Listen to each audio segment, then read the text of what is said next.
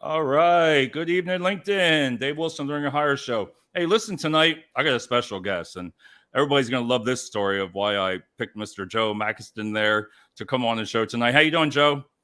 I'm great. Thanks so much. How in the heck is Arizona right now at this time of day? It is hot. I have a button-up shirt on, but I have shorts on on the bottom, kind of living a little bit of pandemic again. Oh my God. All right, everybody, we'll be right back after this video, but you're going to like tonight's show. I got 3 parts of it that we're going to talk about, and we'll be right back after this.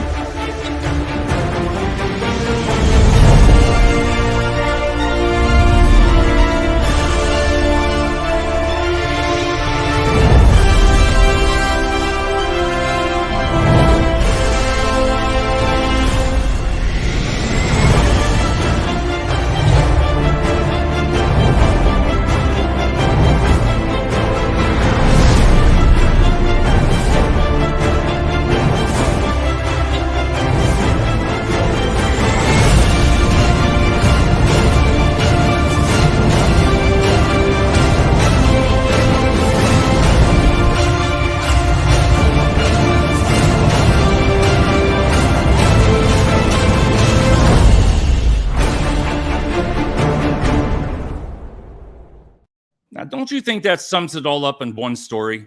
Oh my gosh, yes. That's like an epic. You want to be like, what's next? Tell me. Well, I saw the video of the guy on Fever app, right? I saw that, and I'm thinking staffing. So I started writing one words down, and I envisioned it. He knew me from before, so I envisioned it being pounding, but I didn't think it would be like a regular show. So everything I always talk about is on that video.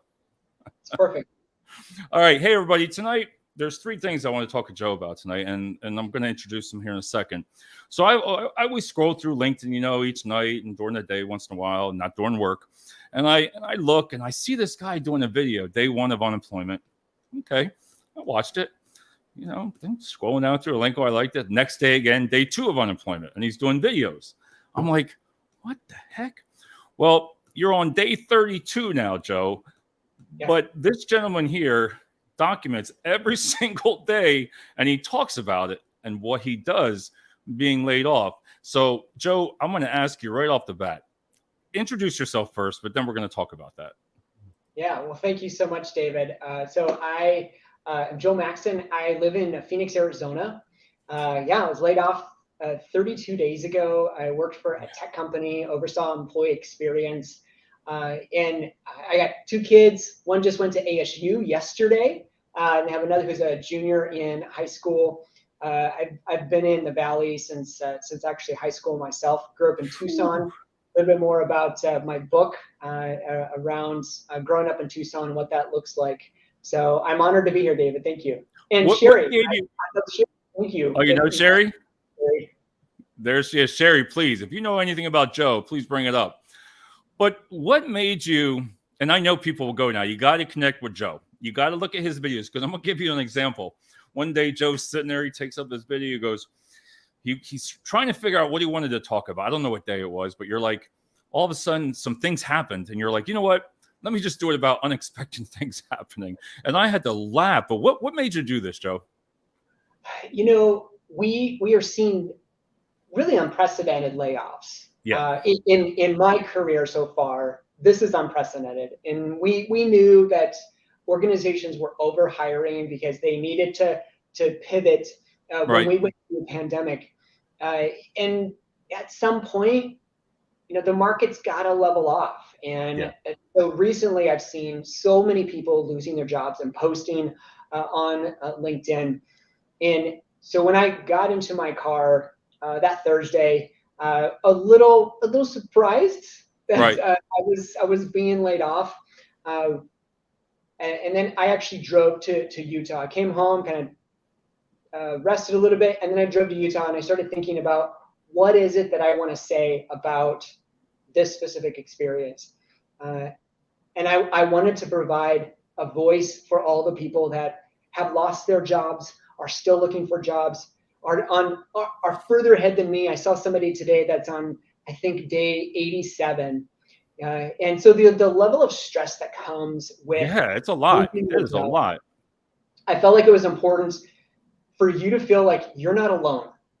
Somebody else is experiencing this. We are a very strong community, Yeah. and you just don't know who you might help by just sharing part of your story, because I think story matters so much. And this is definitely a space of where if I can encourage somebody else, or they can say, "Oh yeah, I'll try that," or "Hey, I've been there." And you know, one of my posts was, "It really is hard today." Like I was full You on were crying. yourself, Joe. You were yourself, and I'm going to say that in a humble way. You were, some days I could tell you were stressed, but the way you did it, the way you turned it around, and you did your 3-minute video. I'd say what, close to like 3 minutes of what's going on in your life, and you're looking for work, and I felt inspired to reach out to you, and you were like, yes, right away. I was like, yes. I told my wife, I gotta get this guy on. Of everybody on LinkedIn that hasn't connected with him, Sherry says he was one of my clients, and I was laid off a week before him. He was always such a wonderful partner, and I'm still learning from him. That's awesome. Oh, thank you, That's Sherry. awesome, Sherry. And then Rob. All right, now Rob's in Pittsburgh. Rob, I want to make sure you connect with Joe here, because I want you to make a video every day, because you need a little happiness. So I got to get Rob in there. He's looking for work also. But what do you feel you get out of that, Joe, while you're trying to help when you're talking? Because I can tell you're stressed sometimes, but yet you say you do a couple retakes and you'll do it again. What do you get out of that, do you think? Well, I'm an out loud processor, and Okay. it really helps me get some of the emotion out. And yeah, it's stressful, Yeah. knowing, you know what, I got 4 months. I've got to find another job, and I'm grateful that I got a package where I have a little bit of breathing room. But I've got Right. 2 kids. I got one in college now. I got a mortgage to pay. So that stress, I need to figure out, well, how am I going to manage that stress? And for me, it's being able to say it out loud and remind myself in a moment of where I'm stressed of what are the leadership principles that I try to live out every day. Right. Because it's not like, well, I'm going to be a leader again when I start working at another company or I start mentoring somebody. Well, no, I have to be able to lead myself before I can lead Right. anybody else. So by saying it out loud, for me, it reminds me, it cues me in a different space. That, I think what you said right there, I like that. Reminds you. So I can see that what you're saying when I hear you talk on your videos, because I'll be looking for tomorrow's. And you're the way you think of those things. I know what you're saying there. I like that. Yeah, yeah, and the video that you kind of let out with was extremely frustrating, because I Oh, thought, man, I have the best idea. I can't wait to like do this video, and I did that thing 7 times. There were a lot of swear words, so I would have had to redo it anyway because I was so frustrated with right. myself. And then just realizing, oh, this is how life is. Life throws you curveballs, and then all right, well, what are you going to do with it? Are you going to Yeah. be like, this sucks, and then be mad about it and start thinking smaller about that situation? Or are you going to shift and say, all right, well, what can I learn about myself? Does Do you this like really that? matter? Have you had people reach out to you and talk to you about like anything? Have they said anything about on messages to you, or Yeah, I get a lot of messages from people, for 2 reasons. One, saying, like Sherry said, hey, right? I'm on day 26 of being laid off. Thank you so much. This is an encouragement. A couple of days ago, I talked about, who are your people? Like, who are the Right. ones you can trust? And so then some people have messaged me saying, hey, I have this person, I have this person. And then a lot of people are just saying, I'm just in a dark place right now. I'm having a hard time. And just watching your video just encourages me. It does, because like me and Rob are good friends, and Rob's looking for work now too, and I've been there. We all been there. You know, I always say, like, if I was to lose my job tomorrow, I always prepare myself for that, if that makes sense to you. I've always prepared, because I don't take nothing for granted. Tomorrow I could go to work and then I could lose my job. You know, I told you about my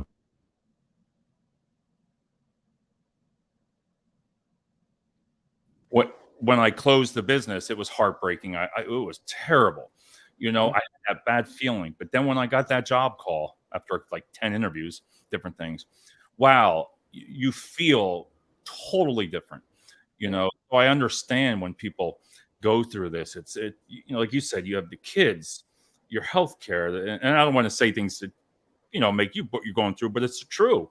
You got to fight these feelings that you're going through. And I think what you're doing, to me personally, I think it's great. Yeah, thank you. Yeah, and I think the reality is that we sometimes forget, Yeah. how what's ahead of us and what we've already experienced. And so this has actually been a chance for me to be able to reflect on what I've done like really well, Right. what I want to do differently. So in the reality, like for me and for a lot of Americans, and for people in other countries, like I have to have healthcare. And Yeah. Yeah, you do. right now, I'm trying to like work through Cobra, and I'm thinking, oh my gosh, this is really complicated. And I have some friends that can help me through it.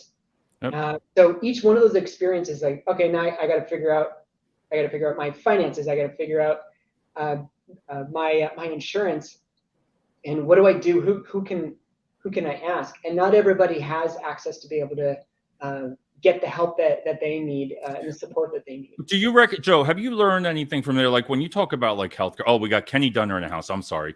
You have to connect, Joe, with Kenny. Are you connected with him? This gentleman here, Mr. Kenny Dunner, you connect with him and you're going to have a trip. This guy's a great man in Texas. He's just great. But when you said about like healthcare, I relate to that from a story. When I had lost the business, I had no healthcare for the first time in my life, being in the 50s.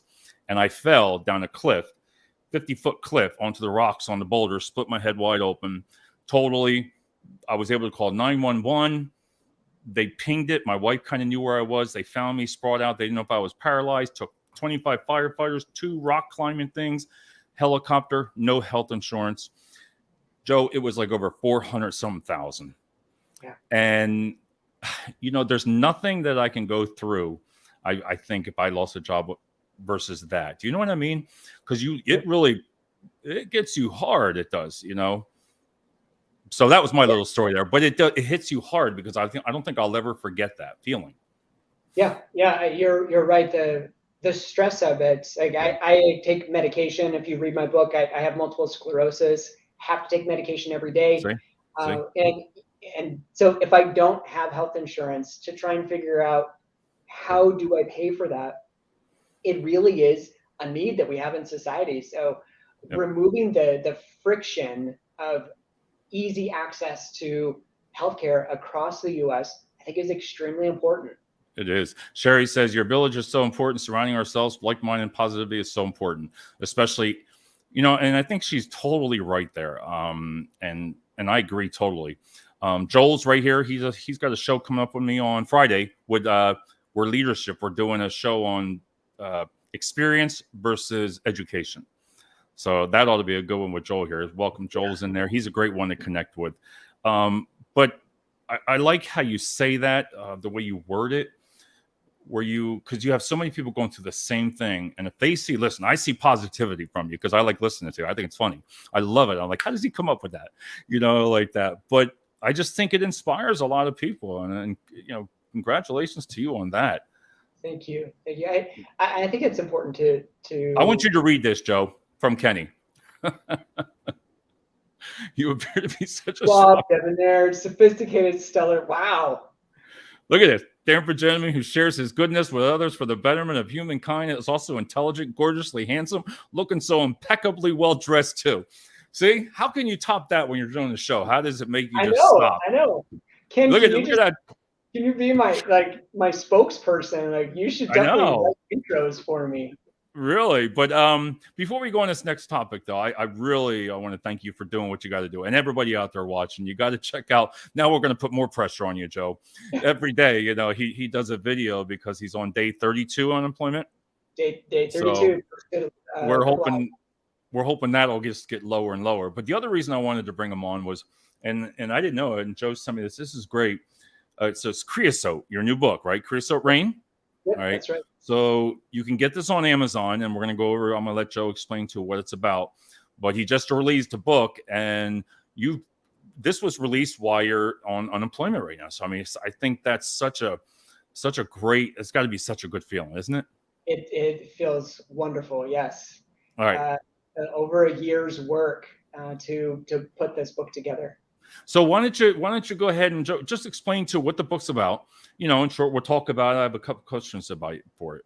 Sure. Yeah, absolutely. So Creosote Rain, a carnival kid's quest for home, family, and belonging is the whole the whole title. So it's a story about a kid who grew up in Tucson, Now, Arizona. this is you. This is your story. Yep, this is my story. So this is a memoir, a Okay. story about me and my families. I have three siblings, my mom, and then I had stepdad growing up. And my family, we grew up on the traveling carnival through junior high. So it's these experiences really around parents that didn't have the capacity to show up for their kids and really take care of them, and what happens through that. So I'm not going to give all of it away, but Yeah. the desert of Tucson now is just a beautiful landscape. I love going to Tucson. Here in Phoenix, I can kind of be to the desert in just a couple of minutes. Right. But the meaning behind creosote rain, creosote is a bush in the deserts. When it gets wet, it secretes an oil, and it smells a little bit like dust and a little bit of a earthy woods smell. And so when we were kids growing up, somebody would say it smells like rain, and what that actually meant was the creosote bushes are actually wet, which means rain is actually coming. It's And coming.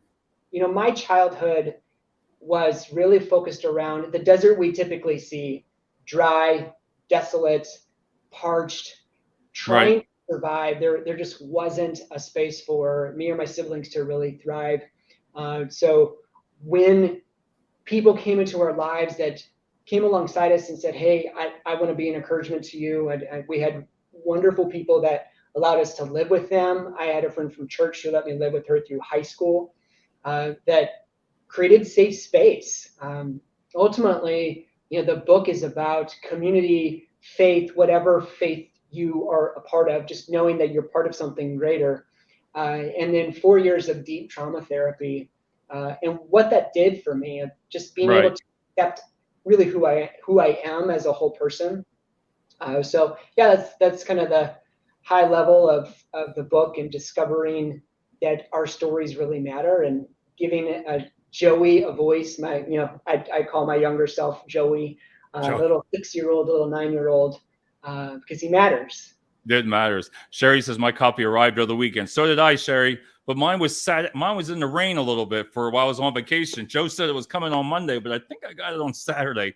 But it's pretty much dried out now, and I'm excited to read it because I want to learn more about the carnival kid. I'm thinking, because when you say that, I'm thinking, do you get to play the games a lot? Do you get to eat a lot of cotton candy?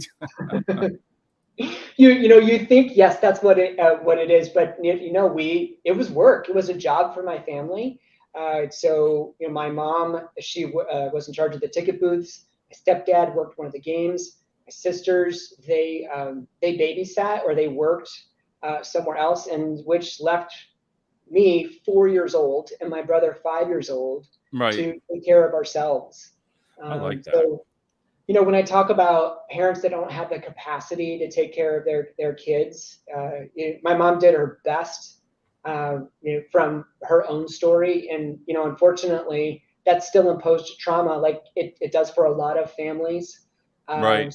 My brother and I were taking care of ourselves when we were 4 and 5, and we're put into some very, very unhealthy and unsafe situations. Unfortunately, we landed in the backseat of a cop car twice in like 2 weeks. And your geez. Joe, we're gonna go back to a question here, and we're gonna go right back to the book. But Rob was saying about the whole unemployment process is extremely stressful too. There has to be a better way for filing unemployment. No matter how many years, because I've been on unemployment a couple of times throughout my life, it is hard. But I try to say this, respectively too, is you have to learn a lot about it. You have to really always know in the back of your mind, for example, ID me. A lot of people have a problem, when all of a sudden they get unemployment, you have to get ID'd first, and it's through a third party. And it seems like a lot of people get strung up on that part because they've never done it before. And then if you do it wrong, you might not hear from somebody from 2 to 3 weeks. Oh yeah. You know, and I understand what he's saying is stressful, because you really need to, if everybody's watching this for that's unemployment, just listen. With Google nowadays and YouTube, you can YouTube it probably even. You know, what are the key takeaways that have you learned, Joe, even from unemployment? So I actually don't have any experience with the unemployment process. I have been trying to figure out, do I need to file for unemployment, because I just don't know if if I qualify or anything. So you know, when you're in the workforce, Yeah. the conversation just doesn't happen. So Yep. now I'm in a space of, should I apply for unemployment? How do I do it? Yep. I would actually do the same thing that you just said. I would Google how to apply for unemployment and see if there are Yeah. resources here in the city, and I would leverage somebody else who knows how to do it. So I'm not doing it on my own. See, LinkedIn's good for this too, because I feel questions like this, there's nothing wrong with asking questions on LinkedIn even. You know, if you put a question out there, listen, there's a lot of people that have gone through the stressful times with unemployment and have learned from it. So, like Rob, you know, that's why I say to Rob, even post something on there. Hey, you know, how do you do this? How do you do that? Or reach out to your connections, like now tonight, making new connections, you know, especially Kenny. I mean, you're going to write out there and you got to get Kenny. I mean, anybody that writes something like this, you know, but in all seriousness, you know, learn a little about it. And Joel says, let them decide if you're unqualified. And then Kenny, Joel, oh, great reminder. That's true. And then this is my first time too. You should apply. All right. But that, where I want to go with that, Rob. So I hope, Rob, that answers you a little bit, but just try to ask your colleagues. And Joe, if you have anything to toss in there. Yeah, and for me, so we grew up really poor. We had government commodities when I was really young. The church filled in the gaps with food boxes. So I actually have a negative perspective on asking for help Right. in I that get it. space. I get it. And I'm not realizing it until right now. You know, because what it says, it reminds me of the poor kid that was made fun of, Yep. that wore thrift store clothes. But the reality is, there's help out there. Yes. So I would I'm kind of talking to myself, maybe somebody else who might be struggling with doing it. Yeah. There are resources out there, and they're out there for a reason. Well, I So like how you said that. I like how you said that, because it always brings me back to where when I was in the hospital, when I woke up, literally I was so scared. I was already thinking, how am I going to pay for this? yeah, And the one nurse said to my wife, and overheard it. We heard her say, "Oh, he's prepay. He has to pay." I didn't get the best treatment. I was let go. I was just like, sew him up, out the door. But the resources, my wife found this one, Kentucky Helping Hand. We're in Pennsylvania. They had the top medication. And, you know, just by Googling that, who would think Kentucky Helping Hand offers free medication? I'm in Pennsylvania. She did all the paperwork. There you go. We asked, and then they gave me free medication. You believe that? First yeah, time ever in my life. But, you know, that's why I like how you say resources. You know, reach out to somebody. yeah, absolutely. I'm seeing some. I'm not being able to read all of the comments. So you guys are an amazing resource talking about, I Yeah. should apply. Hey, here are some other locations I can go and find, just like you're saying. Yep. I'm constantly on Indeed, LinkedIn, looking for my next opportunity, going through phone screens, any interview, and hoping that boss will give you the opportunity. You know, I feel what he's talking about there. I really do, because like you said, there's a lot of people getting laid off. And if you haven't been, Joe, your record, you have a strong work record. We're going to get into that. And I'm like, wow, you know, it's unexpectedly. So it's okay to feel that way. I feel you need to feel like that. That's just part of the process. But I think you just got to stay. It's easy for me to say now because everybody says, well, you have a job. You know, people say, oh, you have a job, you know, but you got to stay focused. And that's what I like about when you do your videos. I think that's kind of, sometimes that might even help. Does that help you like release it, you know? Mm-hmm. Yeah, it absolutely does. You know, I think about, what am I learning about myself? What have I experienced Right. today? You know, today's video for day 32, you know, I talked about why, like my purpose, you know, why Right. I do what I do. And I think it reminds me to find my center, because Yeah. I can so easily get distracted and overwhelmed, if I keep going it down that road. So knowing, okay, I got to do a video Right. today, and that video could be positive, or that video could be like, hey, you know what, I'm really Yeah. struggling. And I was actually on a call earlier today, and that's what I said. It was for something else, but I just said, I'm just overwhelmed.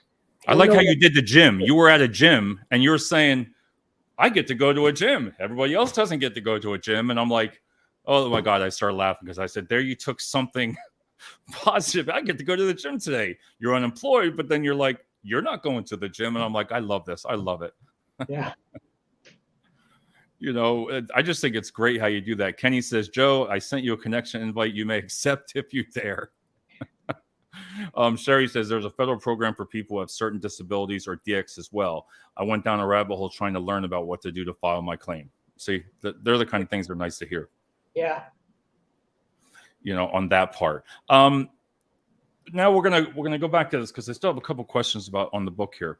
Sure. What inspired you to make it? Like what you just sit down one day and say, you know what, I'm gonna write a book. A lot of people say that. But I guarantee that's not that easy. It takes time, right? Yes. It is not. It is. I'm not going to say it's not that easy. It is hard. It is so difficult to be in the practice of writing every day. I actually hired a coach to help me write my first draft because I didn't know what to do. I knew there was something there. So this was May of last year. I was still processing a little bit of my life. My life Right. changed a lot about 3 years ago, and then over the past 3 years, I've suffered a lot of loss, because of how life has changed for me. Right. And I was grieving that loss, and there were that Joey was trying to say, but look how healthy we are right now. Look at how much we're willing to accept our whole selves now. I just lived, if I go back to the desert analogy, I lived in this survival state, and when the rain comes, the desert comes alive. It's beautiful. Right. And that's the space that I had been living in. But I was so sad because of the losses that I have been through over the previous months, and then realized I think Joey needs to be celebrated. He needs to be able to share his story. In as much as me doing these videos, it's the same thing with the book. How do you think it's helped you, Joe? Has it helped you through what you're going through with being unemployment and being unemployed? Does something doing like this really help you? Oh yeah, it definitely helps. I have a hard time taking compliments, and so in a space of where there are days where I feel defeated, I feel like I've Right. failed.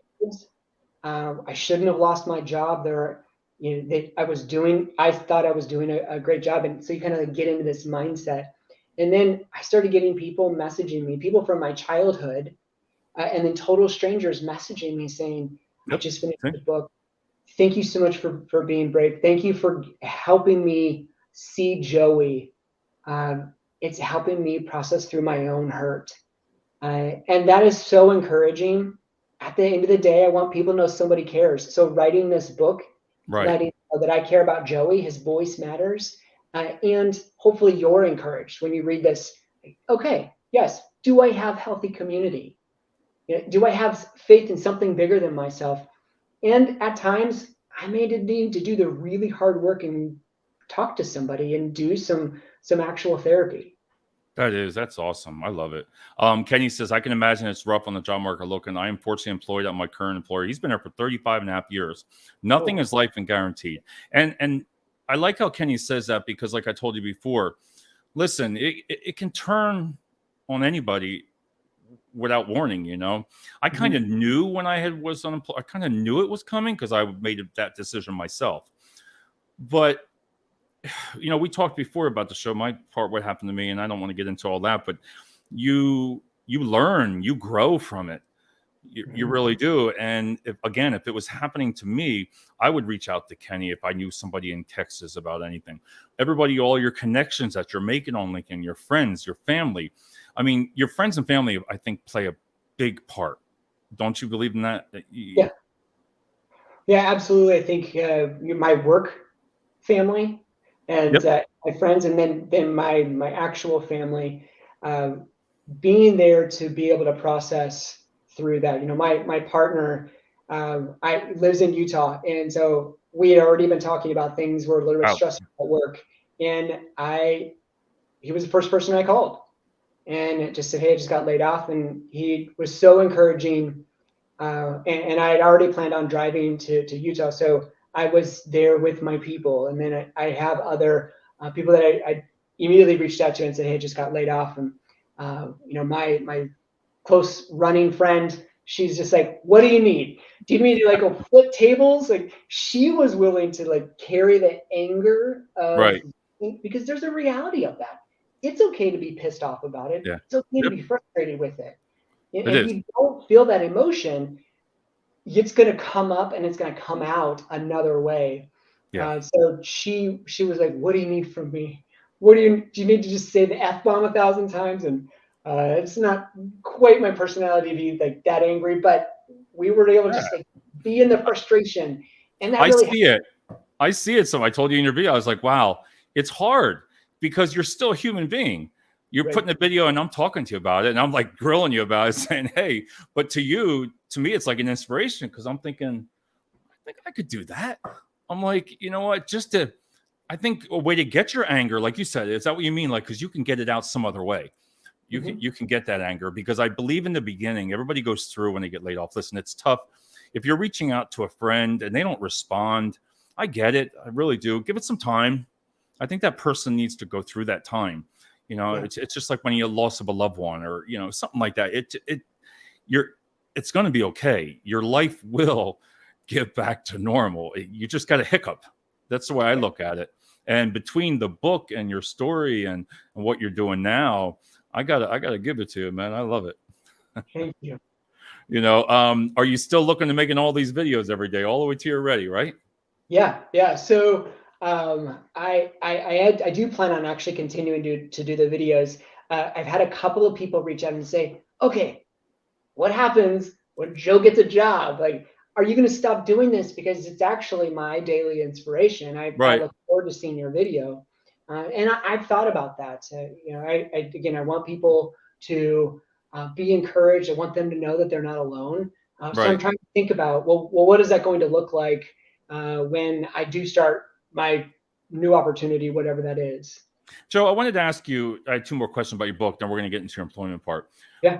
What's your target audience? What do you feel your target audience would be for your book? And I like what you said before. I know you're going to say it again. But what is your who you looking for? Who would really gain from this? Do you think?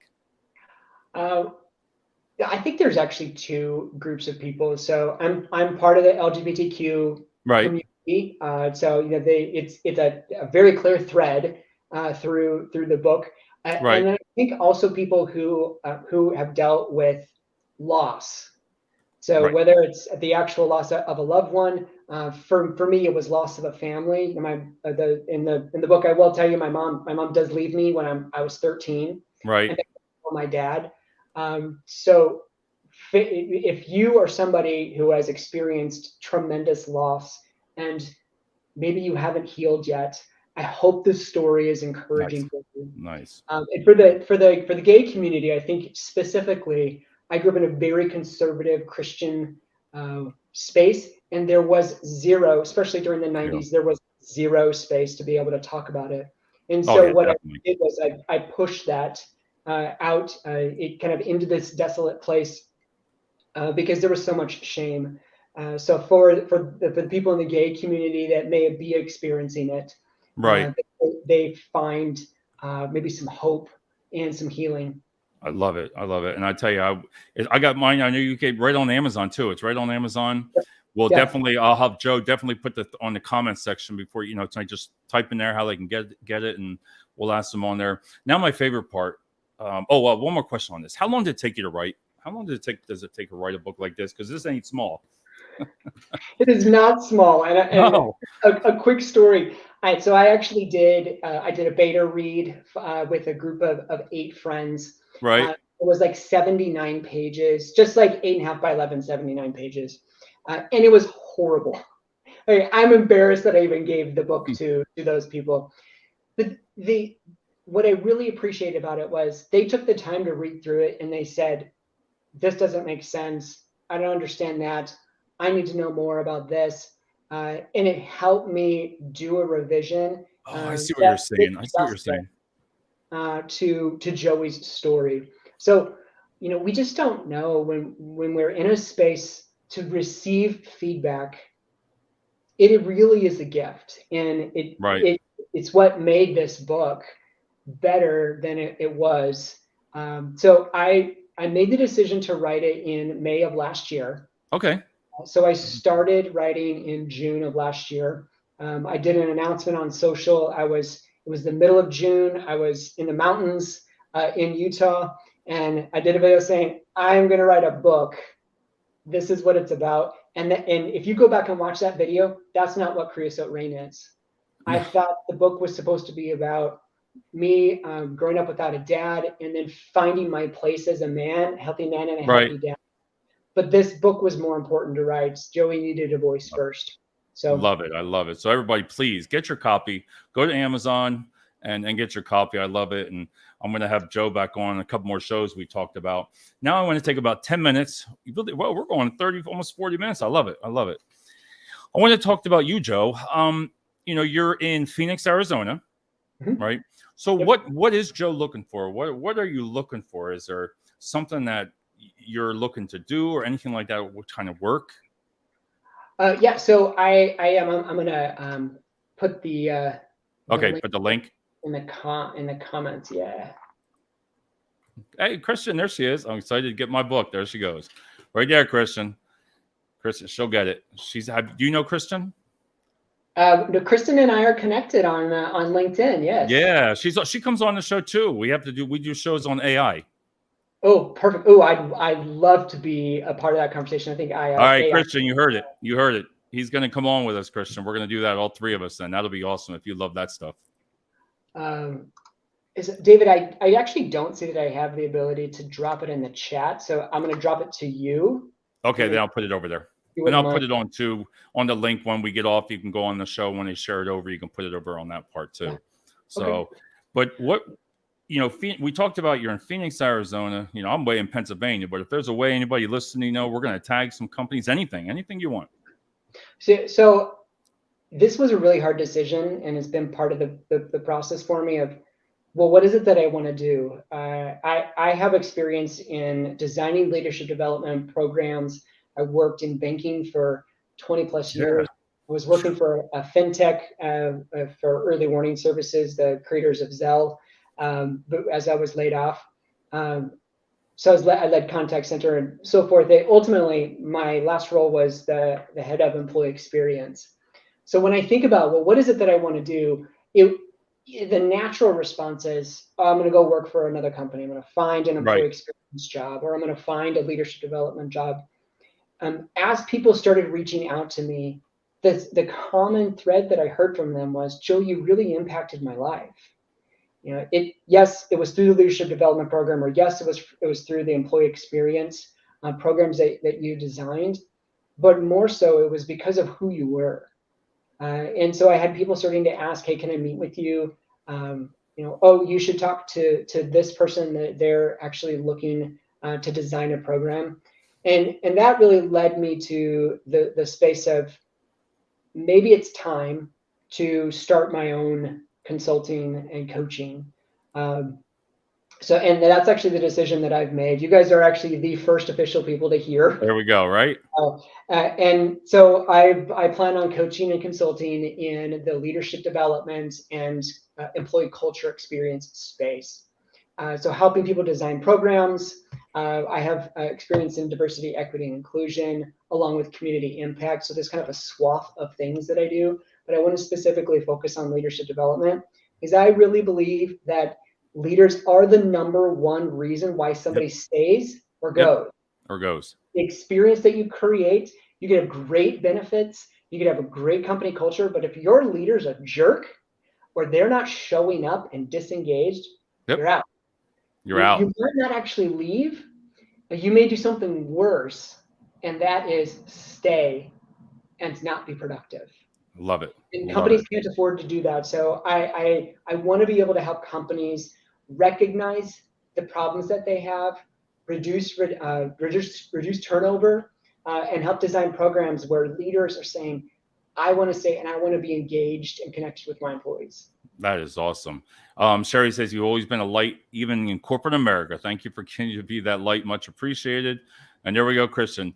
Now, Christian, he said he would do a show on AI with us, so we're gonna make this thing work in a couple weeks. Within 2 weeks, all three will be on the show. But she says I could totally see you coaching and consulting. Thank you, Kristen. And I really am excited about the AI space. I think leveraged well, yeah. it can help you grow in your career. Well, I think with your experience, I was looking. You're the only. See, I always print a lot. I always say I do trees. So, Joe, yours is 5 pages. Yeah. On LinkedIn PDF, it's 5 pages. But you got one hell of a work record. I mean, when I look at the job titles, you're very loyal, whoever you work for, because you've been there for years at each company, and that you can see. But I mean, Director of Employee Experience, Director of Learning Talent Development, Client Care Solutions Manager, Contact Center Management, Client Care Fraud Division, Client Care Solutions Manager. Everything has something to improve. Yep. Yeah. Yeah. I think that's like my story. I see a problem and I want to go and solve it. So when in my banking career, that ended up being what I did. I would finish one problem and the company would come to me and they say, hey, all right, we have a problem in this space. We need to go solve the fraud issue. Can you figure this out? Yes. But in most of my jobs, I did not know how to do that job when I first started. I literally went and found people, did a ton of reading, found experts. Oh, you're right there.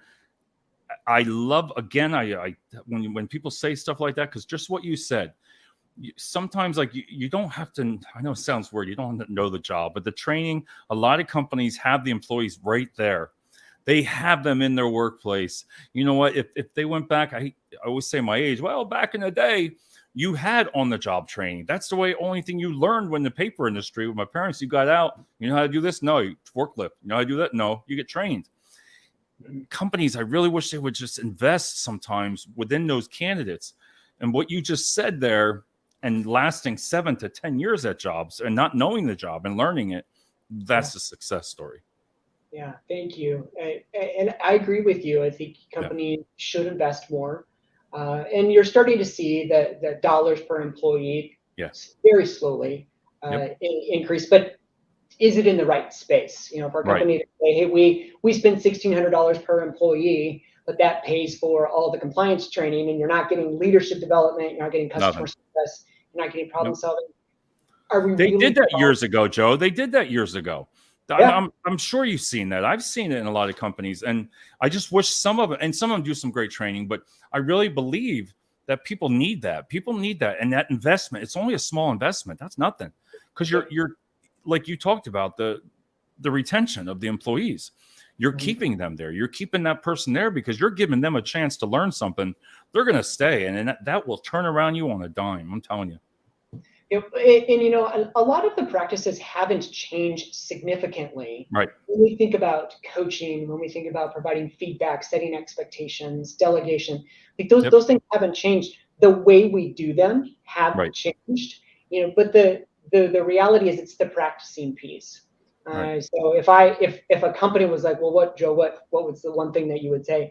I'd say you need to allow your leaders to practice. And then create space for them to talk about it. Same thing with your employees. Create space for them to talk about it. Because the beauty of sharing stories is I realize, oh, David knows something that I don't know. Kristen knows something I don't. Ooh, maybe I can connect with them. Yep. I can learn a new skill. And then we're better for it as a company because now I just don't have one skill. I have 3 skills. Yep, 3. So I could fill in for David. I could fill in for Kristen. And they will stay. They will stay. 2 more questions for you. So we talked about what you're looking for and everything like that. Joe, why should somebody? What do you have to offer a company? And I mean that in a way like, your strengths and what you feel that you can offer. Yeah, I think the first piece is spending time listening instead of just saying, "Well, like, here's the package. This is what you get." Spending time hearing what the problem is with a company and designing something that's specific to them. Again, the the the main buckets haven't changed. So when Right. somebody talks to me, I'm going to spend time talking with their employees, talking with their leaders, because I really want to understand the culture, because that Love is it. going to give That's you better insights on, well, what is our current state, and where are things going really well, and how do we amplify that, and then the areas of where things are where you're struggling, what do right. we do to prioritize to start to reduce those areas of where that we're not doing well. So I think what I bring to the table is this unique ability to be able to engage with all levels of an organization, because I started as a part-time teller at Bank of America when I was 18 Right. years old. And I literally worked from a part-time teller all the way up to working, leading a branch and doing computer conversions for the company. Love And it. then I went to another bank, and then I worked my way up to be a department head, to be the problem solving person for the organization, and so forth. When I went over to early warning, the same thing. So somebody who has a unique experience of actually doing the work, being next to the employee. A lot of Employee. times you don't see that as often anymore. Somebody goes straight from their MBA into a senior level role, and they have this strategy piece, but the day-to-day operations, like, I've done that work, I've been there, I've Been there. had people yelling at me on the phones. I know what it's like, along with leaders just saying, "I'm so tired. I'm so overwhelmed. I don't know what to do," and creating space for them to talk about it so we can figure out, well, what's the path forward. And that's what I've learned from you right now. I listened. I was just listening to you talk. And if I was interviewing, they're the kind of things that I look for, what you said. Nothing was about yourself. It was all about listening into the client. Like, what are your problems? What are you having issues with? Let me fix it. And let me see if I can help you. Not once did you anything about me, me, me, me, me. You talked about the client. So Yeah. that's why I love, you know, I'm very strong on video. And the reason I like it is because, listen, this is Joe right here. All right. This is Joe. This is Joe right now on the show. And what I like about it is, compared to a PDF, we talked earlier about what bias and all that. And Yeah. I've always felt people are biased. We all have it in us. And you're going to be biased as soon as you walk into that interview door. Mhm. But being on video, we've learned so much about you tonight that's what I wish people would go towards more than just the resume. That's just me. I feel strong because listening to you, like, the last question I want to ask you here is, if I had a bunch of your friends in this place right here, right now, and you were outside, what would your friends tell me about you? Oh, what a beautiful question, David. What would they tell me about you? They would say, "I love Joe. Like, he cares so much for me as a person. He's authentic. He's vulnerable. He's willing to, like, talk about the crap that other Yep. people aren't willing to talk about, because he wants to make sure that somebody feels like they're cared for. See? And he makes damn good chocolate chip cookies." See, now you know when you get a job, you got to go. You're gonna have to make chocolate chip cookies. See that question there. When I asked Joe that question, you see a smile on his face, and that's what I believe is the character. And you can't put it in a PDF. Right? You can't tell that. You can just tell when you go and connect with Joe, you're gonna see the real person. And that's why some people, you got to admit, man, making those videos are hard. And Yeah. you can't really care what you think about, because if not, man, you'll be sitting there all day. I remember doing that, man, 10 different times, throwing the phone, and I was like, Yeah. this is hard. Yeah. Well, and David, I think about the space that I'm in, and the opportunity that I Right. have to be able to influence somebody. Our brands, wherever we show up, Yep. It does matter. And in the LinkedIn space, they're professionals. We are learning more and more about, who's actually on LinkedIn. If we looked 4 years ago, it was mostly people looking for jobs. For jobs. Yeah. 3 years ago, people looking for jobs. Now Yep. you're starting to see a network moving, and then even in the social space on LinkedIn, on Facebook and Instagram and TikTok, you're starting to see people say, "Oh, tell me more." So the way you show up wherever it is really matters. And I want to be Joe right here. I want to be Joe. My kid came home right before we started. I want to be Joe when my kid walks in. When I want to be the same person. So I would encourage you, if you're somebody who is looking for a job, think about your brand, and how are you presenting yourself. Even in the struggles, it's absolutely okay to be in the struggle. I wouldn't encourage anybody to be like, you should be happy. Just no, things suck sometimes, and it's okay to be in that space. Have safe people around you, and then think about not only your resume, the paper, because it's just paper. See, I try to get about you and see how you talk. You care about other people. That's what I've gotten from you already. Here, I asked you the question of tell me about yourself, and you're talking about what you do and what you care. And this is why I just love this interview here. And for anybody, please, I did put the link in the comment section. It's right in there. All right. I'm going to thank everybody for coming on the show. But right here, Chris Rain on Amazon, the link is on there. Please, PM Joe, connect with him. And Kenny, I'm going to leave this last huge comment. Let's see what Mr. Kenny has right here.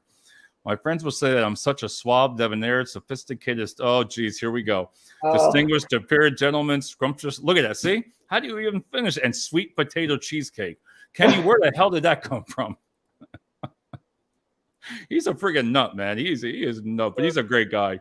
Embrace the suck. I love that. Mm-hmm. Embrace the suck. I used to tell my students that. Oh, my God. Can you imagine that?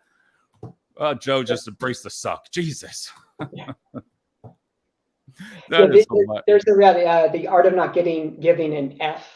What was a fantastic book I read last year, or maybe it was earlier this year. But the reality is, you're not going to please everybody, and so you have to be able to embrace the hard stuff and the easy stuff, because it all is it's part of life, and it makes us who we are, because we have this rich story that we get to tell.